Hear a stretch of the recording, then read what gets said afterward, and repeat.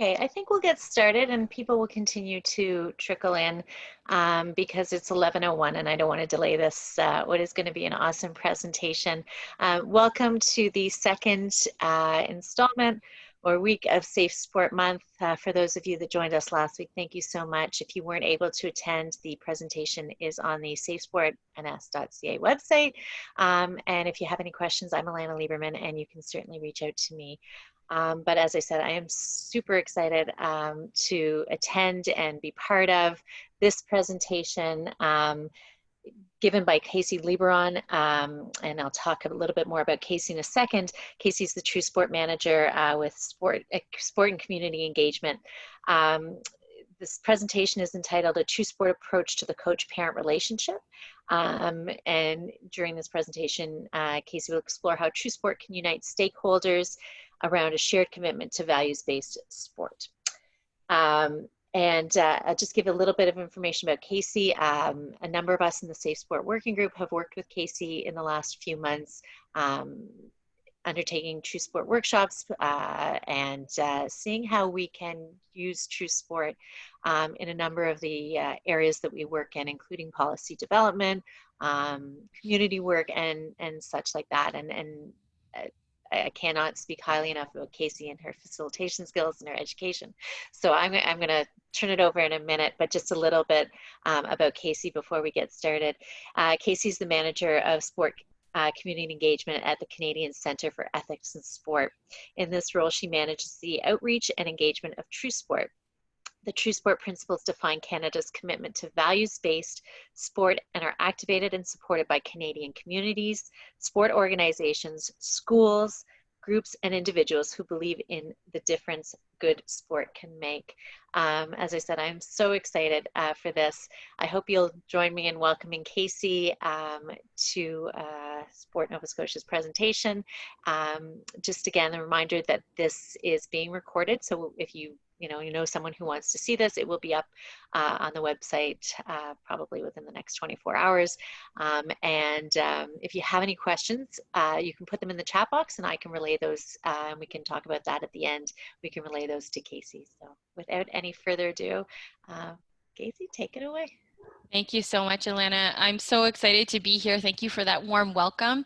Alana and I have been connecting back and forth now, which seems like it's been a bit of a pandemic relationship, I think, that we've nurtured over the past 7 or 8 months now. And super happy to be working with you, super feeling very, very grateful to have the opportunity to work with Sport Nova Scotia and a number of the groups that we've subsequently been engaged with as a result of the work that we've done with the Safe Sport Working Group. So really happy to be here, have reached out and have been working with Kirsty at the Sports Center and talking with some of the coaches there. So really excited about what's going on and how True Sport is really coming to life in the province of Nova Scotia. So thank you so much for having me.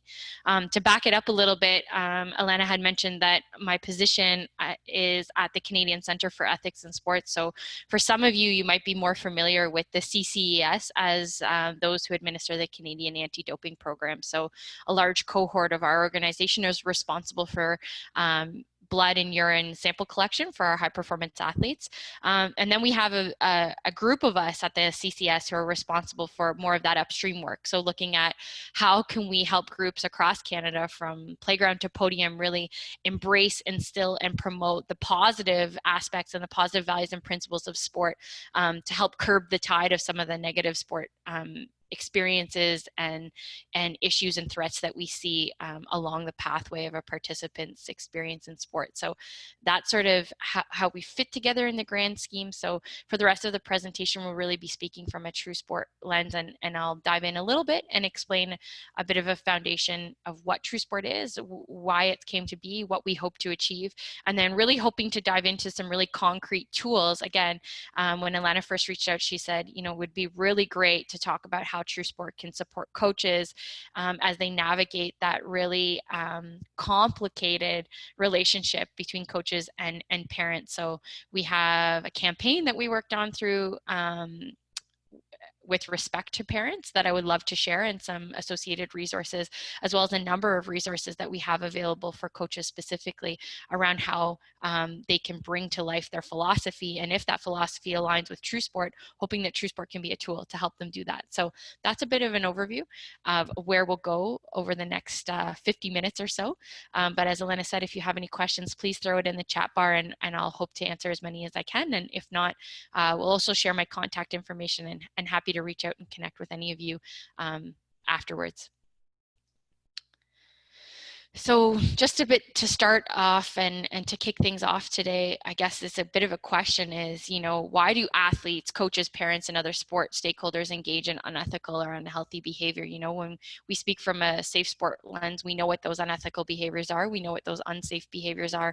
But I guess at the True Sports shop, we want to dig in a little bit deeper and look beyond blaming one individual. So, you committed something that isn't in line with the rest of us, or one act, and start looking at the environment that supports that individual and the environment that they grow up in and the key influencers in their lives who are affecting those decisions. That's really what we're looking at when we speak from a values-based sport lens. So if we start to examine that one sort of circumstance around the individual, we'll quickly realize the powerful benefits of a good sport experience, the ones that you and I guess I'm making an assumption there that we had very powerful sport experiences, but generally those who are involved in sport and stay involved in sport, whether that's from a governance or a coaching perspective, we do it because we felt that power ourselves as a participant or as a parent, as an educator. But we can recognize that those experiences that you and I likely had are not likely the experiences that everybody in the sports system had, especially those who believe that going down a path of unethical behaviors is the one that's going to get them to where they want to go. Probably from a very young age, those individuals were taught that winning was all that mattered, and it had nothing to do with how you won, but just that winning was the only thing that mattered at the end of the day. Decisions to engage in unethical conduct in sport actually have roots in those early childhood experiences, and we know that. Research tells us that. And if we're going to prevent unethical practices sort of downstream, then we have to ensure that the sports system that supports those experiences are instilled with the right values, the positive values that we want to see from the time that a participant enters the sport experience all the way through the path to which they choose, whether that be high performance or remaining active for life. And that really, I guess, that concept is how the Canadian Centre for Ethics in Sport came to be. It seems as though the values in sport are the key to keeping our health and well-being as participants in the sport experience. So often as coaches, as administrators, as those who are involved in the governance aspect of a sports system, we tend to look at, the skills, the drills, the practices, the procedures, and we're very set on ensuring that those are airtight, and that, we're seeking professional development to improve our processes around the physical literacy and the skills and drills and X's and O's. But at the end of the day, we sometimes just assume that the ethical literacy of sport will just happen on its own. We don't often put in as much intentionality into the ethical literacy component of the sport experience as we do the physical literacy. So today, what we're hoping to do is provide you with the skills, the ability, the knowledge, the understanding to help turn up the dial on that intentionality around ethical literacy in sport. And I guess that brings me to the numbers on the slide that you see here today, because research shows us that 7 out of 10 children will drop out of sport before the age of 13. And we know that enrollment in sport is declining. And so what does that have to do with values-based sport? Well, that's what we're going to talk a little bit about today. So what's the problem? So why are fewer kids participating in sport, and what does it have to do with values-based sport? And I guess if we really nailed it down and we drilled it down to, there's a multitude of issues, but the problem is that the integrity of sport is under attack, and it's under attack on all fronts of the sport system. We often show this slide to say, why are parents thinking twice before enrolling their kids in sport? Why are our young volunteers in sport not replacing our older volunteers in sport. We have no shared agreement in the Canadian sports system around a common infrastructure and framework or a foundation of sport. It's another huge issue. And as a consequence, we have, I guess, a bit of a patchwork or misaligned sports system in Canada that's not really working together in concert with each other to the best of our abilities. Because of that, I think that we can say that Canadians are losing their trust in the sports system that we currently have. Over time, unethical behaviors or bad behaviors, and again, taking note that values are the key influencers in our behaviors, those threats to sport can grow and spread across an entire sport system, impacting sport at all levels of sport and society, because we know that sport athletes, sport coaches, sport role models are so influential in the lives of the young people who are participating. So when we talk a little bit about these threats, they might be those threats that Elena and her team at the working group are dealing around harassment and abuse, but we can also look to doping or violence, bad parental behavior, weak sport governance, the leakage of negative pro values into our community sports system, and then of course, lack of access and inclusion. These are the threats that can eventually emerge and become serious ethical issues. And they can have a tremendous impact on the legacy of sport in our country. A house without a solid foundation develops cracks and never becomes as strong as it could be. Now just imagine sport as a house. What will happen if cracks begin to appear in its foundation? These cracks in the foundation represent the threats that make sport vulnerable. So Canada, how do we build a stronger foundation for sport? Fortunately, a recipe for good sport exists. It's called True Sport, and its ingredients are the 7 True Sport principles. Mix those 7 principles together in the right balance and proportion, and voila, we've got good sport. True Sport and its 7 principles create a solid foundation by providing programs and tools to guard against the threats while maximizing the positive benefits. From coast to coast to coast, we all have a role to play in ensuring good sport becomes a reality. Visit truesport.ca and join thousands of Canadians who are bringing True Sport to life. So that's a little bit of a sort of, if we wrap that idea all up into one and we think about those cracks in our foundation, I guess we're setting the tone to describe the why. Where did True Sport come from? Why is it important? And why do we all need to be involved? So before I dive into this, I guess, solution or one of our recommendations, which is True Sport, you know, we're really trying to drill down to the why. Why do we need your help as administrators, sport administrators, and coaches to intentionally drive a sport system that is based on positive values?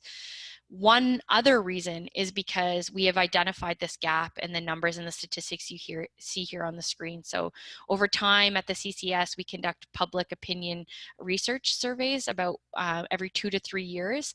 And what we see time and time again on the statistic is that Canadians, by and large, have a belief in the power of sport to do really great things for our communities. You know, it's almost unlike any other asset that we see. We believe in sport. The problem remains is that less than 20% of Canadians believe that the current sport system that we have is delivering on that promise. So this is a giant gap, and way back when, 15 years ago, when we first began these public opinion research polls, this was a gap that we thought, you know, how do we close this gap? How do we get the sport system to start delivering on its promise to Canadians? And I guess that right then and there was the birth of what we now call True Sport. So now that we've really set the tone and explained the why, I'd like to dive in and explain a little bit more about True Sport. So again, you know, if we look at values-based sport as the network of this movement that's happening towards sport that is strongly and firmly based on a foundation of values, True Sport is only one way to achieve that. And I want to echo that to say, you know, this is one recommended solution. This is one recommended approach. And we at the CCS most definitely recognize that there is a multitude of other approaches. And what we hope to share here today is that, can True Sport be that foundation on which everything else is built? So, you know, as you look at your policies, your practices, your procedures, your initiatives, your examples, can they all be tied into something called True Sport? And can True Sport be something that helps you communicate to your stakeholders why you're doing all of these individual pieces and help them see it together as one package. So I think that it's that intentionality to drive sport experiences that are based on the values of fairness,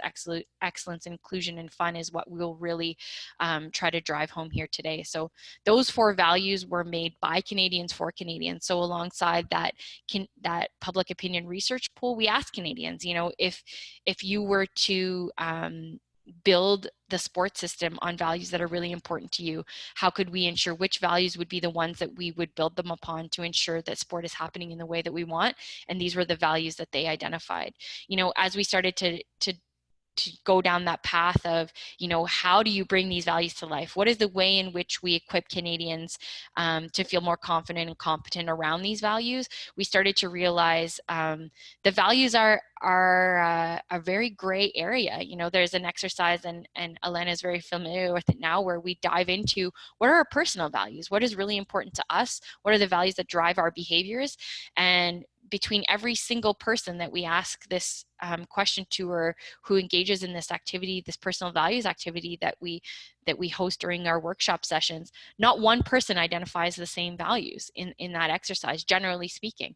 There's a lot of commonalities, there's a lot of similarities, of course, but if you think that from person to person our values are so different, then obviously we start to understand that from team to team, sport organization, across sport organization, and then communities all the way across our vast country of Canada, values are very different, and they influence how we do things in a different way. So that led to the development of a series of principles. So we thought, you know, let's keep values in a community the way they want to be, the way they are expressed in a way that is really meaningful to each group individually. But then can we have a set of action statements that say, you know, if we could really come together around this set of principles, a way that if we were really intentional about ensuring that these action statements were coming to life on and off the field of play, then maybe that could be the piece that kind of ties us all together. And I have to say that these 7 principles, I don't think I've ever heard anybody in my 11 years of doing work around true sports put their hand up and say, you know, those don't really fit with me. Those don't resonate with me. We most definitely have had people say, I think something is missing. So we used to have a list of 6 principles. We now have 7. And that went from, you know, the values that True Sport was based on, and inclusion being one of those values. But we recognized that it did not include inclusion from a principles perspective. So we added the principle of include everyone. So of course, it's something that is evolving and changing over time. But these principles, I think, are what, if we could give one tool to say, you know, how do we focus on dialing up that intentionality, ensuring that these principles are alive and well on and off the field of play, would be the first step. And to drive it home from a more visual perspective, you know, True Sport exists to advance good sport in Canada by using this values-based approach. And this is our approach to values-based sport, is True Sport. And these 7 principles are how we can do it. Like we said like you saw there in the video, they are the foundation of sport. If we think of these principles as being contained within a large circle, and that circle represents good sport, all of the principles we say need to be in the circle for us to experience the positive benefits. Not only do they need to be in the circle, but we would like them to be in balance and proportion with one another. So we're not naive to think that they're always going to be emphasized in the same way, but we do want to see them ebbing and flowing depending on the circumstances. And we want to ensure that at any one given time, that one principle isn't being emphasized or being inflated so much that it drives any of the other principles out. And I think that this depiction describes very clearly what we mean by that. And all too often, the principle that is overemphasized is the go for it principle. So I'll step back and say that we absolutely want to highlight the fact that excellence, winning, go for it is a principle of True Sport. It's the first principle of True Sport. Sport is competitive. It is innately competitive. There is often a winner and often a loser, if not always. And make no mistake about it, True Sport is about winning and excellence and doing your best. The key piece is that it isn't winning at the expense of any or all of the other principles. Because when that happens, that's what we call winning at all costs. And all too often, that is what is driving these unethical behaviors, is that we have an unhealthy obsession with winning at the expense of any and all of these other principles. So in this particular example, you can see that stay healthy has been kicked completely out of the circle. And if we take that to a tangible example, it might look like an athlete who is putting their health aside to either dope or take supplements that they don't understand the repercussions of. In my own personal experience, the example I like to give is that I was a high performance athlete in the sport of Taekwondo when I was younger. And I can think back vividly to being dressed in garbage bags and asked to go and run in a sauna just in order to make a lower weight class before a big competition, as my coaches told me that would give me an edge on my competitors. And you think back to the effects that has on body image and an overall health perspective. You know, at the time you're just in it and everybody else is doing it, so you think it's normal. But at that moment in time, stay healthy principle was definitely lost with that winning at all cost mentality. And I'm sure if I asked each and every one of you, you would likely be able to give your own very poignant example of what that looks like. So at the end of the day, these are what we have done. I have identified as sort of themes around the benefits of what a true sport experience can provide. So we talk about the ability for a good sport experience to help instill character in our children. So we think of sport as being a vehicle in which it can bring about all of these great pieces. You know, when we talk to parents and we ask them, like, why are you involving your child in sport? Why are you choosing sport as the hobby for your child? And they say, you know, teamwork, character, resiliency, all of those great things, leadership skills. So we know it has the ability to do that. But I guess the caveat that I keep trying to drive home is that not just any sport is going to provide those benefits to our children. So again, just underscoring the importance of being intentional about the kind of sport experience that we're delivering. The same thing can be said about strengthening our communities and increasing our opportunities for excellence. When we are so intentional about making sure that our sport experiences are based on a set of values and principles, these are the benefits that we're going to see as a result. Achieving these three things is a result of putting the principles at the foundation of the sport experience.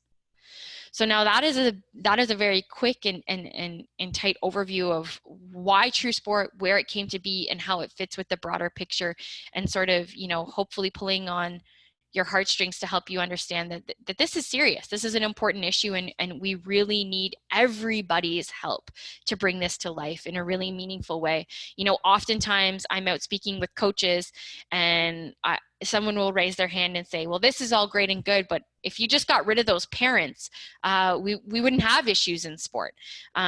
Conversely, if we were then talking to the parents, they would say, you know, can you get in there and talk to those coaches, because they're the ones that are really going to influence change. And what research has told us is that a values-based sports system needs the support and the intentionality and the contribution of all of the key stakeholders in a sport experience. And when we say all, we really mean all. And if you take a look at our website and you know, navigate that join button, you'll see that we have a list of member types, and those member types include all of those stakeholders. So are you a volunteer? Are you a coach? Are you a sport administrator? Are you a facility operator? Are you a community? Are you a school? So anywhere that sport touches, and anywhere you can think of those people who are key influencers in the sport experiences, we have tried to adapt and develop resources and tools for each and every one of those people who are engaging in a sport experience. So today, while we have a wealth of tools and resources available for download and exploration, there's a few key resources that I want to touch on that I think would be super helpful for sport organizations and coaches, as well as I identified at the outset, a campaign that we developed primarily for parents to help get them on side and keep them engaged as a partner in the sport experience from a values-based perspective. So first and foremost, we have our true sport principles. And like I said, this is often a starting point for anyone who wants to engage in sport, you know, taking a look at these principles and having a conversation with the group to say, do these principles align with what we're trying to achieve through our policies, our procedures, our practices, our sport experience? And if yes, that's the first step to say, you know, let's hang these principles somewhere where it's visible, and call to action everybody who's involved in our network to see themselves in it, and how can they do their part to bring this to life. So we now have the principles available, I think, in 14 different languages available on our website. Again, free to download as posters. Also, we have product order form available if you want to purchase the larger banner sizes. But again, if you become a True Sport member, the True Sport logo, the True Sport message belongs equally to you as it does to us. So if this is something that is meaningful for you and you have something already in the works, you know, we often have sport organizations who are hosting events and they say, you know, we're creating this banner. Can we add the True Sport principles to it? Absolutely. So this is not something that you need to just purchase it directly from our website. We'd like to think of ways of how it can be meaningfully integrated. At the end of the day, it's your organization or you as a coach, your commitment to True Sport. So how do we make it that much more meaningful? And that was one of the steps and one of the focuses in having the principles translated. So I think yesterday on a call with the community of Digby, we talked about, you know, there were a few languages that were flagged as key languages that would be very, very influential in their community. And we said, you know, as long as you have the translation ability, we are open to having these principles translated in whatever language makes sense for you in your community. We've most recently developed what we hope to be a series of really helpful infographics for all of our different member types. So as I described, you know, we have True Sport Lives Here for teams, we have True Sport Lives Here for coaches, for communities, for facilities, for parents. And what we hope to achieve with these interactive infographics is a bit of a map. And I mean, I say a map, but at the end of the day, it's more of an exploration. So there's no start and finish to these infographics. It's not start at join and end at share. It's take a look at all of these different examples, these suggestions, these recommendations, and all of those red texts you see there on the infographic are links to examples, ideas, resources. And often what we see is that, you know, every different group or every different person that we engage with navigates their journey of True Sport in an entirely different way. So maybe for some it's starting at the follow, and maybe next month they're going to focus on share. Maybe it's diving into 6 of these different ideas at once. Maybe it's looking at one and doing it really, really well until you get to the next standpoint. So we hope to provide this as a taster as you enter the True Sport experience. You know, here's a collection of ideas. So these infographics, like I said, are available for all of those different stakeholder groups. And I would encourage you that if you're interested in finding out more about how you can bring True Sport to life, this would be a good first place to start. And I want to talk a little bit about the integration specifically with sport organizations. Like I said, we don't have time to get into each and every one of the different member types here today on this call. So I'm specifically focusing on some of the examples for sport organizations, coaches, and parents. But sport organizations are obviously a huge cohort of our True Sport membership. So currently we have about 2,500 True Sport member groups. And when we say member groups, because you have the opportunity to join True Sport as a citizen. So today, after this presentation, if you feel really moved by all of what True Sport can offer, you yourself can go to the True Sport website and add your name to the list of people who have put their hand up to say, this is really important to me, and I want to do my part in bringing this to life. You could also bring it back to your sport organization and have a conversation and say, do these True Sport principles align with what we're trying to do here? Do we see value in bringing them to life in what we do? And can we link to the broader provincial you know, engagement ideas around what True Sport will do for our entire province? If you do, you can put your sport organization's name on that list as well. Of course, you can then put that out to facilities, all of the communities, all of your parents and your coaches as well. So I urge you to join True Sport. There's no cost.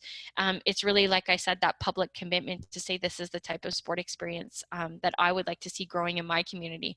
So we have a number of sport organizations, from LSOs, local sport organizations, to provincial sport organizations, all the way to national sport organizations who have made commitments to True Sport, some on a small scale and some on a really large scale. So, you know, if I was to look at some of our leading national sport partners, such as Ringette Canada, Gymnastics Canada, Archery Canada, we have several more who have added their names to that list. But Ringette Canada, if you wanted to take a look at some of the initiatives that they've done, they've really embedded True Sport into the heart of their sport organization. It really drives what they do, who they are, and how they do it. And you'll see, you know, some of their high performance national team athletes have the True Sport logo on their jerseys, and they've had them there for years.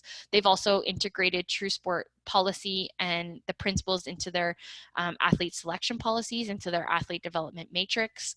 All of their events, their national events and their world events, are guided and led by True Sport, and as a way to engage their community around True Sport and what that means. We're also really proud to announce a partnership with Gymnastics Canada. We just recently launched an online coaching module called the Values-Based Coaching Module that integrates all of the philosophy around Gymnastics Canada with the True Sport philosophy and really guides what they're hoping to achieve from a coaching perspective. So we just launched that module a couple of weeks ago, and we're really proud of the message and the leadership that gymnastics is taking from a values-based perspective. There's a series of other examples that I would like to share too, but we most recently developed alongside Ringette Canada this quick and easy infographic to, if you're a coach starting tomorrow, how can you raise your hand and say, these are the 7 principles that I would like to do, and how can I quickly and easily bring them to life within my coaching experience? And we developed this. Archery Canada has done something similar, and it's interesting how every sport organization takes a little bit of a unique approach to how they want to engage. So some go member type by member type, can I create something that is specific for my officials and how they can engage in True Sport? Or sometimes it's more broadly speaking to say, this is what we believe in, this is the type of sport experience we want to cultivate, and we need your help to do it, so we'd like you to be on side with us. So I encourage you can follow along our social media, you can subscribe to our True Sport e-blast to see all things related to True Sport, but we're constantly developing new tools and resources. And again, and I say we are developing, but we are collaborating and collectively creating these with those who are involved in True Sport. So often all of our resources are developed because one or more of our stakeholder groups have put up their hand and say, this would be really useful to us. Which lends me to the next slide, which is a series of selection guides that we created and developed with True Sport at the heart of those selection guides. So we know that, navigating that parent relationship as a coach, one of the starting points and one of the key sticky points that we hear all the time is team selection and athlete selection. And what is one way that we can ensure that we are communicating in a clear and concise way is building our selection policies based on fairness, excellence, inclusion, and fun. So we know that transparency is huge. And if you as a sport organization believe in sport, believe in True Sport, one of a really great starting points is to select and attract coaches who believe in something similar to you. So, you've made a commitment to say values-based sport is really important to us. This is what we want to see. Well, how do you bring on side coaches who believe in the same thing as you? So this was a selection guide to help drive that process. And then of course, the player selection process to communicate to parents that, yes, this is a competitive sport experience, but we are also putting ethical literacy as a huge priority here. And that's what we will be focusing our team selection processes and procedures on as well. So both of those tools are free to download on our website. I would encourage you to check them out. They were also developed to be edited and very customizable for your specific sport organization. So there's an opportunity to add some of your own content in these documents. And again, because the commitment to True Sport is only as good as those who make it. The next coaching resource that I wanted to spend a little bit of time talking about is the True Sport Agreement. And this has been an age-old process, and likely many of you who are here listening in on this session today already do something really similar. Maybe you don't call it the True Sport Agreement, you call it something else. But my background is in education, and I'll tell you this is something that we did all the time as teachers, and we just put a sport spin on it and provided it as an exercise and an activity that a coach could walk through step by step. So at the heart of it, what it is a collaborative contract, a social contract for a group. So it's been used with teams, it's been used in classrooms that have been sort of leveled up across an entire school, even within sport organizations. But the idea is to build that buy-in and increase buy-in around True Sport by having a conversation about it. So True Sport isn't one of those things where we just say, let's drive as many True Sport members as we can. Way back when, we used to call those hollow declarations, and that's not providing any increased sustenance to the True Sport movement. What we really want is we want that real intentional buy-in around True Sporting, the meaningful engagement.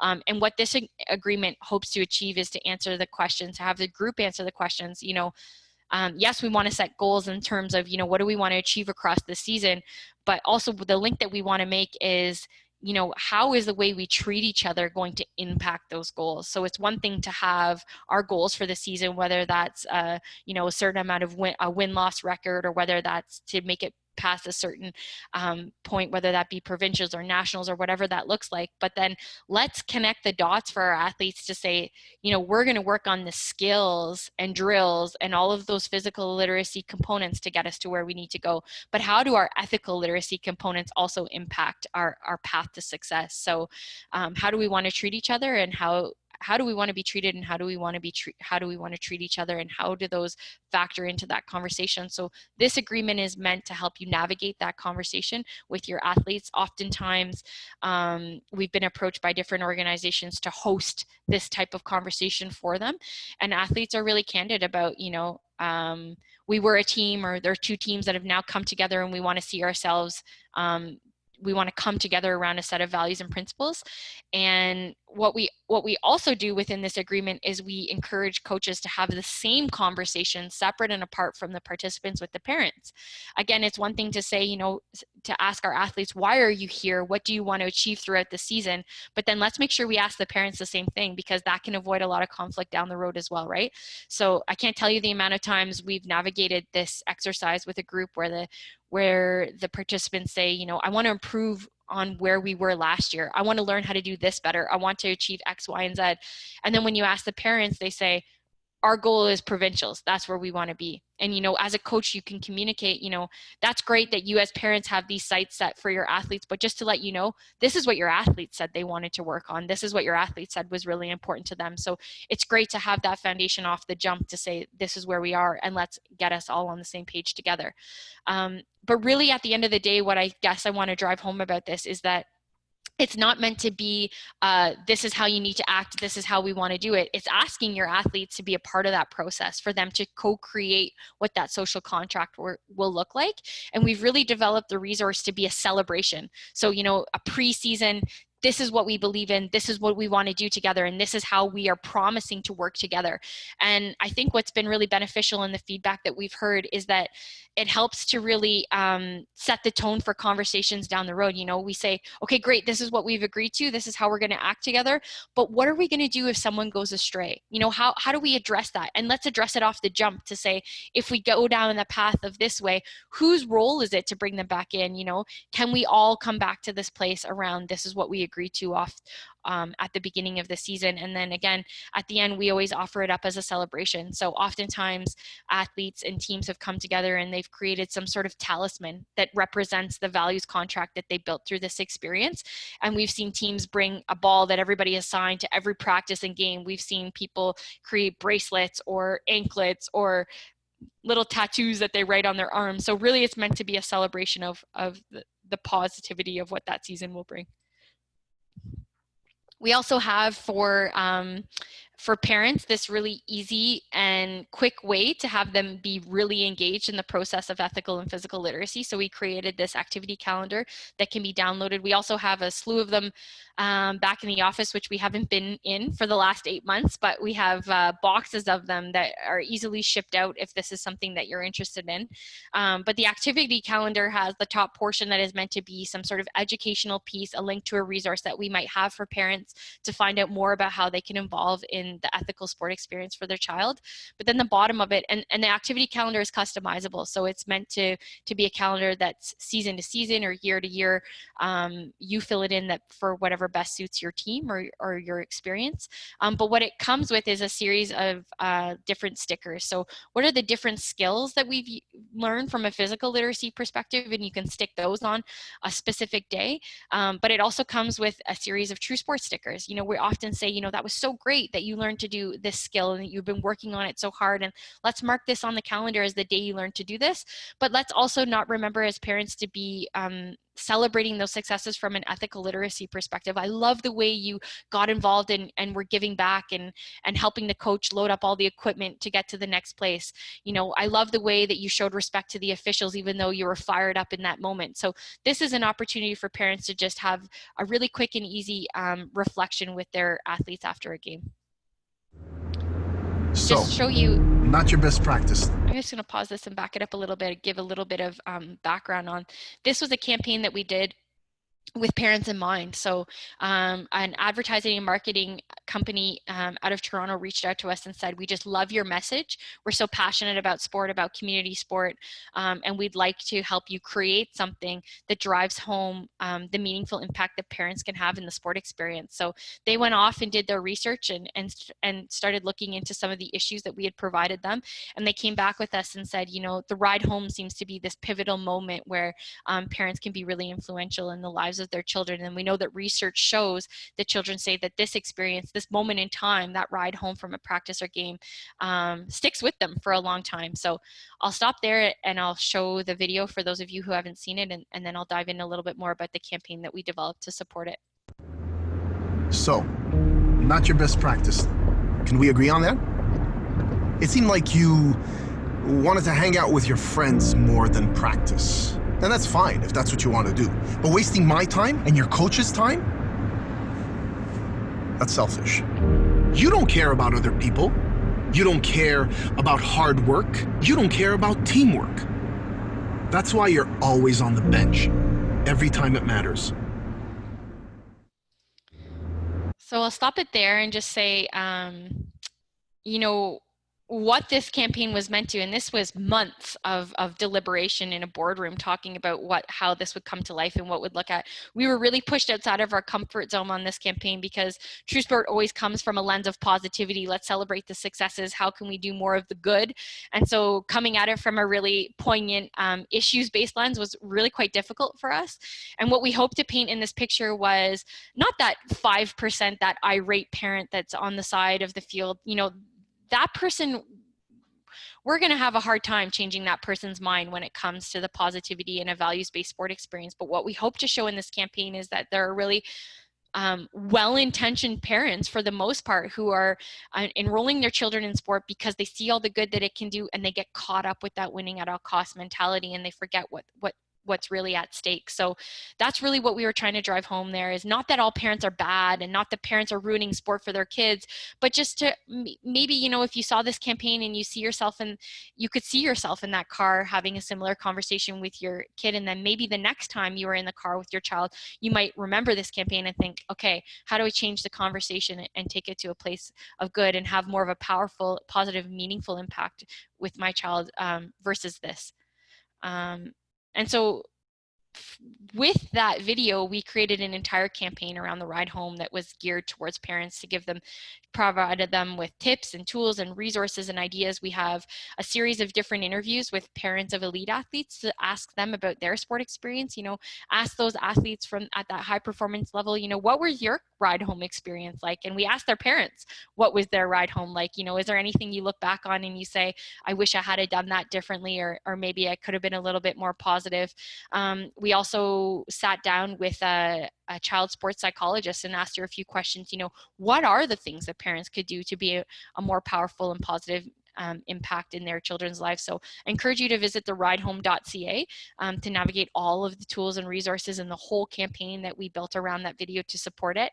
And then just this one tool that we created, as you know, was meant to be a hand guide. So we have a digital copy of it that can be uploaded on a phone, or we had little printable copies that could be folded up and held in your wallet. And what we heard from parents were, you know, it was just an easy list of, you know, keep doing these things that you're doing as a parent on the sideline. These things are great, and they're in line with what we want to achieve from a values-based sport perspective. You know, these things in the red light campaign, maybe think about stopping those, because those aren't necessarily helpful for the sport experience. But what we've heard from people who have used these tools is they said, you know, when I passed these out and had the conversation with my parents at the beginning of the season, she's like, when things started to get a little heated on the sidelines, we saw their parents taking out the wallet card from their wallet and said they didn't even really have to say anything. It was just a reminder of that conversation that we had earlier on, and the promise that we made to all contribute to a positive sport experience. So I'll end there, realizing that we're inching to time, and I want to provide an opportunity to have more of a conversation. This is just scratching the surface of the tools and the resources that we have available, like I said, specific to coaches, and we have a lot more, and specific to parents as well. We have tools and resources that we've built for schools and communities and officials. I encourage you to visit our TrueSport website and navigate all of the things that we have. Like I said, everything is available free to download, and everything is customizable. You know, if you read a tool or your resource, it has to be, when we're talking about values, they're so different across groups or communities. You know, if you read something and you say this is really close, but it just needs to be tweaked, let's tweak it together. Let's talk about it. How can we make it as meaningful for you as we possibly can? So I guess what I'll just end on is by saying, you know, if you believe that a concerted and collaborative effort and commitment to a shared belief, whether that be true sport or some other values-based sport belief, creates the foundation of a positive and engaging coach-parent relationship, I would encourage you to add your name to the list of people who believe in true sport. Subscribe to our e-blast so you can be the first to receive all of the different tools and resources and ways that we can help support you to bring that to life. But for organizations out there, this is just a great example of how you can be more intentional about the type of environment that you want to create and the expectations that you have for your stakeholders, coaches and parents included. So, and again, just to wrap it all up, in all of the great efforts that Alana and the Safe Sport Working Group are doing, you know, it's one thing to address our issues and have policies in place and ways to address those pieces as they come along. But as we've said before in these meetings, you know, when we think of sport as being on a spectrum from bad to good, are we okay with sport just having an absence of bad? You know, if we just don't have a harm, if we just don't have doping, if we just don't have these unethical issues, is that kind of sport experience good enough? Or are we seeking a sport experience that is going to give us so much more than that? And if the answer is that second piece, that we see sport as a powerful tool to do good for our communities, then I urge you to get involved with True Sport and have a conversation with us and how we can support you to get there. So Alana, maybe I will finish it off there as the structured first component of our session and open it up to questions and have a little bit more of a dialogue. Thank you, Kasey. You know, again, I could listen to you. I am inspired. I wrote my first article for Sport Quarterly based on that concept of the absence of harm is not enough and the continuum. And it was, for me, an aha moment. And listening to you, there's so much value, no pun intended, but really in what you say and what True Sport is about. And I open it up. I don't know, I haven't seen any questions in the chat box, but I don't know if Kate and maybe can help if there's any questions sort of live as we go. If people want to put up their hands and ask a question, feel free to put something in the chat box if you don't feel comfortable or want to, you know, ask about it. At another time, you can certainly message Kasey or myself if you want to delve further, if your organization would like to talk more about True Sport. I know Kasey's open to that, and as Kasey mentioned at the beginning, we're working with the town of Digby in terms of doing some True Sport work. So again, there's lots of opportunities to talk about that, and lots of resources and tools and information out there. So I'm not sure if I can't really see the screen, but if anybody has a question, feel free to unmute and ask a question or put it in the chat box. Wait a minute. Yeah, no, that's great. I guess while we're waiting, Elena, I'll just add that that's absolutely it. You know, we have a really, I think, Elena, you could speak to this, is we're really focused on helping the province of Nova Scotia in all the ways that we can.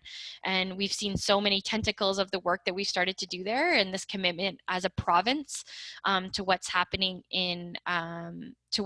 around values-based sport. And if I could just give an example that I wanted to mention in the presentation that I didn't, but we saw a similar movement emerge in the province of Manitoba. And I know, Alana, I've shared this with you, but just to share with those on the call, where, you know, a slew of sport leaders in the province of Manitoba came forward about 6 years ago and said, enough is enough with all the bad sport that we're seeing, from maltreatment to abuse to doping to cheating to all of these things that are happening. It's not just a playground, it's not just a community issue, it's not just a high performance issue, it's across the board from playground to podium. And is there something we can do collectively as a sports system to, you know, stem the tide of all of these things that are happening from a bad sport perspective? And they hosted what was called the Attack on Sport Forum in their community. And they invited anyone and everyone who wanted to, you know, have their voice heard heard around what was happening in sport in their community and say, you know, is there something we can do collectively together? Because coming together is so much more powerful than each and every one of us doing something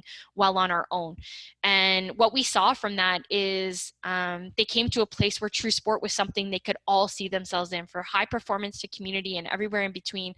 And from that initial session that we had with them, we now have the first ever provincial campaign around true sport. So across the province of Manitoba, there's about 10 organizations who have signed on to become part of what they call True Sport Lives Here Manitoba. They even changed the banner to say True Sport Lives Here Manitoba. It's their own provincial banner around true sport. And we have just been flying with that group since that happened, and all of the tentacles that have sort of reached out from that initial campaign. You know, we've been working with the High Performance Sports Center. We've been working with the University of Manitoba and the University of Winnipeg. We've been working with school board districts. We've been working with individual sport organizations. Sport Manitoba has made a commitment. We just recently partnered with Sport Manitoba on an officials campaign with True Sport at the heart of that message. So I just want to provide that as a platform, because we have big hopes that Nova Scotia can be the second province to have their own provincial campaign around true sport. But of course, it takes the contribution and commitment of everybody to see something like that come to life. So I just wanted to share that aspect as well. Thank you, Kasey. And again, some exciting work. I know that we're doing some neat stuff together. And of course, my dog starts barking while I'm about to wrap it up. I don't see any questions in the chat box, and Kate informed me that there's no questions. Nobody's putting their hand up. So maybe we'll end the presentation, the official presentation. I think that, again, if you have any questions for Kasey, please message her directly. Go to the True Sport website that she's linked up there. Look at the resources. There's lots and lots and lots of information. Certainly, as always, if you want to talk to me about some of this stuff and make the link and connection and see how we can collaborate with Kasey and her team, that would be awesome too. I apologize for the dog barking.